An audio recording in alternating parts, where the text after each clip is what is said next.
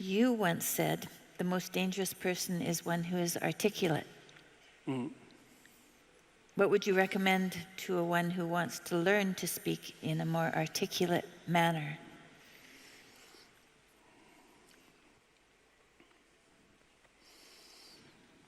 Well, articulate is an interesting word, because if your joints are articulated, and that means you can do things with them because they're articulated, right? They're not one solid, vague mass.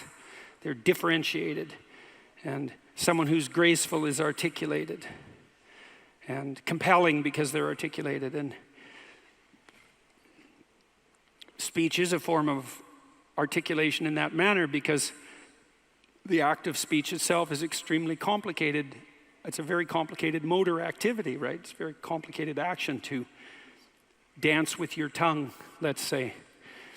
And it is definitely the case that there is no more exceptional form of the capacity to be dangerous than to be articulate.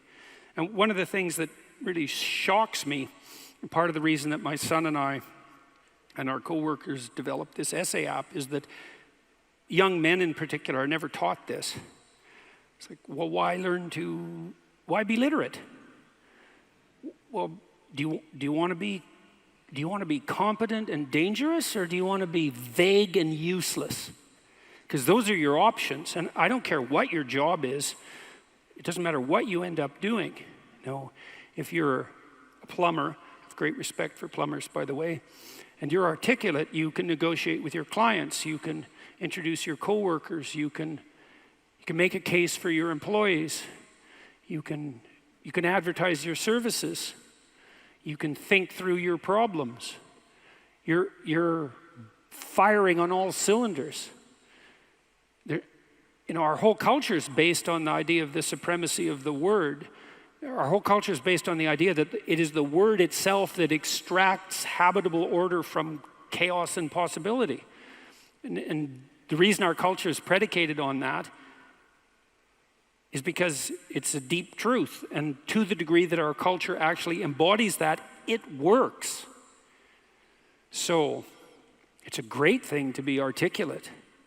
And it would be so lovely if our educators were wise enough to communicate this appropriately to young men who are striving forward, and to let them know in no uncertain terms that if they want to make themselves into forces to be contended with, that there's no surer route to that than an exceptional poetic literacy. Now, it's not like young people don't have an intuition of this. There are reasons they admire rap musicians, for example, who are often extraordinarily articulate in their performance and their capacity for spontaneous poetic utterance.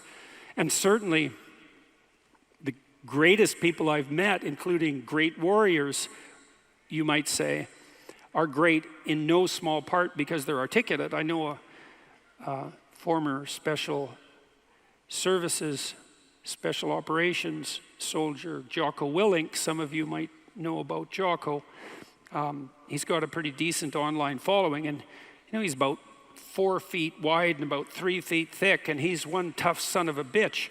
I'll tell you, you don't want to mess with him, and he knows perfectly well and is very capable of articulating the fact that his success as an eminent warrior is in no small part dependent on his ability to communicate. Because he could communicate well, he could listen to the men who were under his command. Because he was articulate, he could explain to his superiors the situation on the ground. Because he was articulate, he could make a case that the men under his command who were deserving would be promoted. Because he could think in an articulate manner, he could plan strategically and not lose battles. Okay, so that's the case for being articulate. And what's the alternative?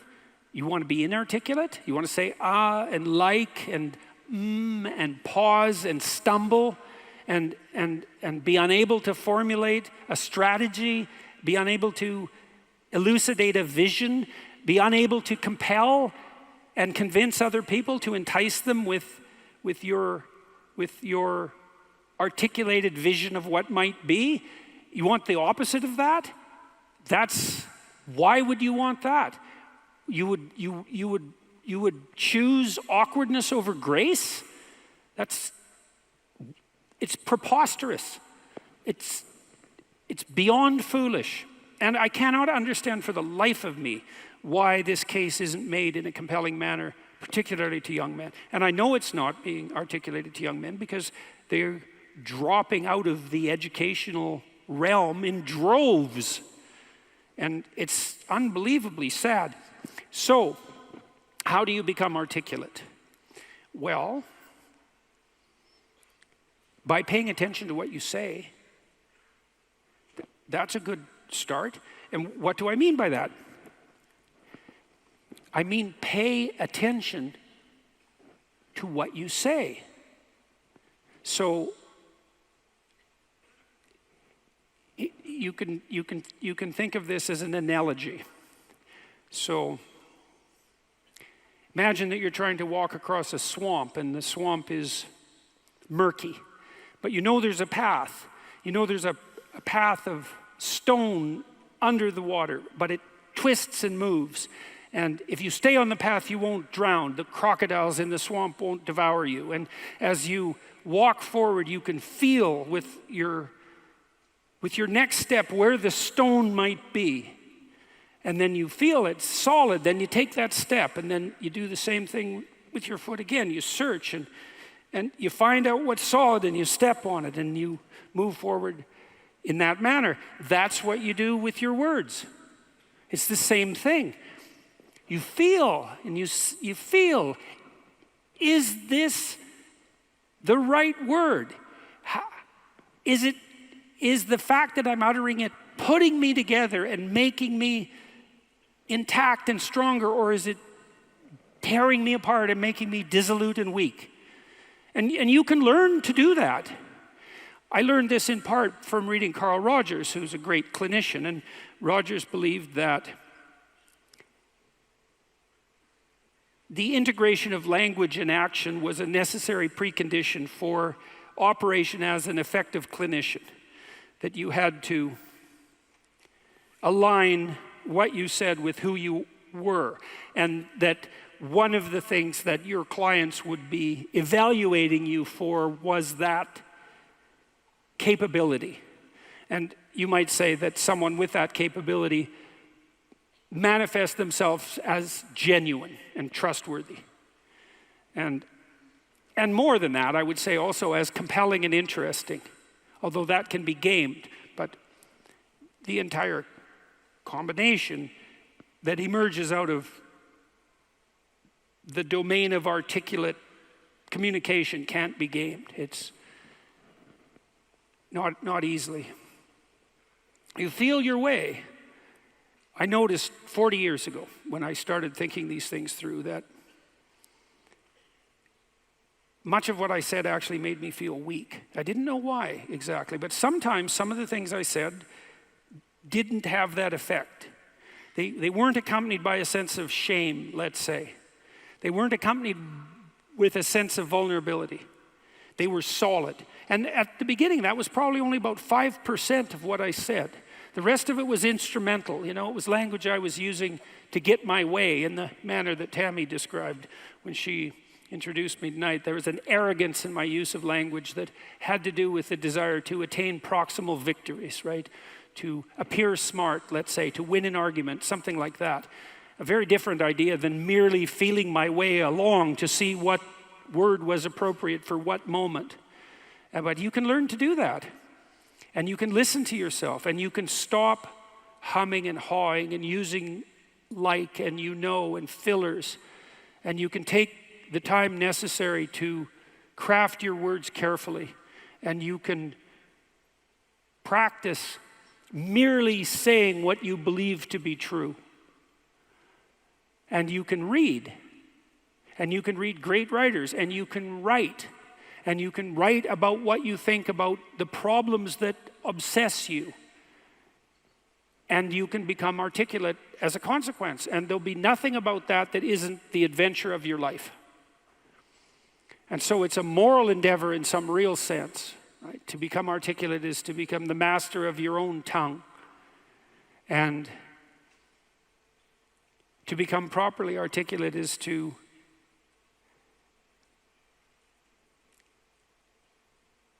make the word divine and to treat it in that manner and to decide whether or not you believe that it is the case that the divine word creates the order that's habitable and good. And if you do believe that, well, if you don't believe that, then what do you believe? And if you do believe that, well, go all in. See what happens. See what happens if you become articulate.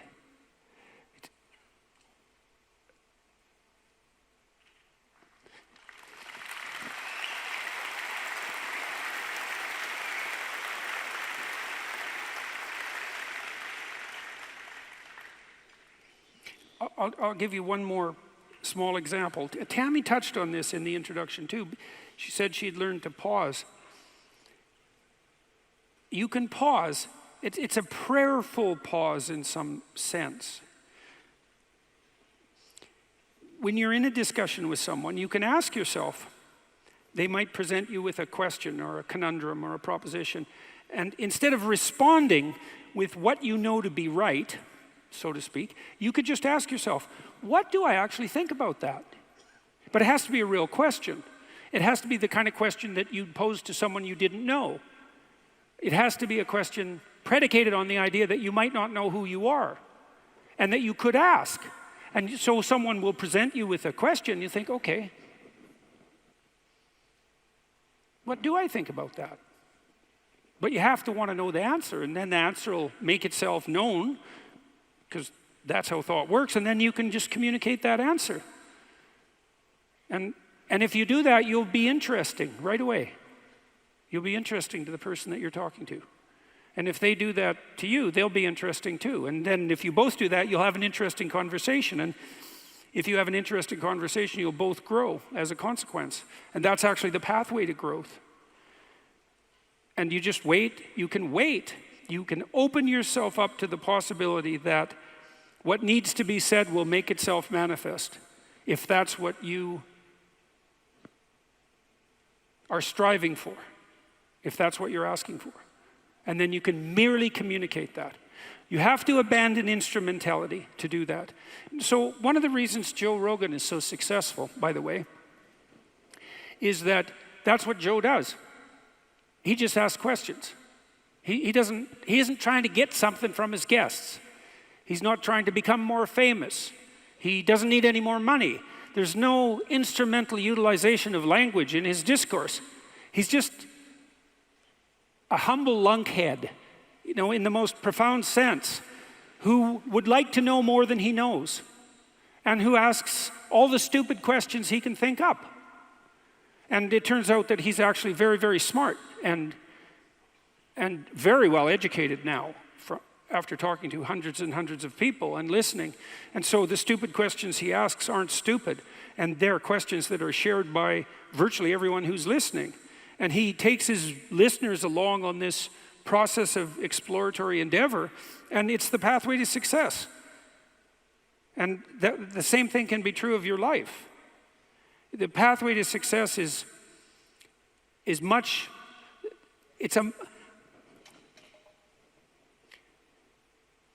if you're guided by the spirit of honest inquiry and every word you say is reflective of what you believe to be the truth, then the pathway that you walk on is a golden pathway to success. And I know that. I know that to be true.